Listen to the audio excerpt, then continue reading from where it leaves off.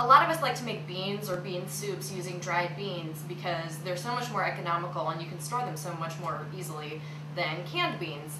But of course, it also takes a little bit of planning because usually you have to soak the beans overnight, or even if you do a quick soak, it takes about an hour. So what I like to do is soak my beans in advance, make a big batch of soaked beans, and then put them in the freezer so that I have soaked beans on hand all the time, and then I can just go straight into the next step of cooking the beans without having to wait for the soak.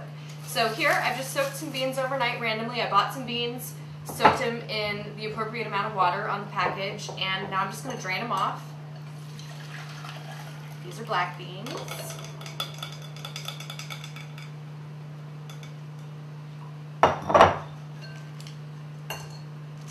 And I'm just going to put them straight into a labeled freezer bag. Make sure you label it clearly because in the freezer, trust me, things get crazy and sometimes you can't quite tell what's in there. And you can dump them still even a little bit damp straight into the freezer bag and then just throw them straight into the freezer. And that way, when you want to make black bean chili, all you have to do is pull them out of the freezer and throw them in a pot with everything else and start them cooking right away. I keep chickpeas, sometimes cannellini beans, black beans in my freezer when I have the space, and that way I always have some beans I can use right away and I don't have to worry about keeping a bunch of cans on hand.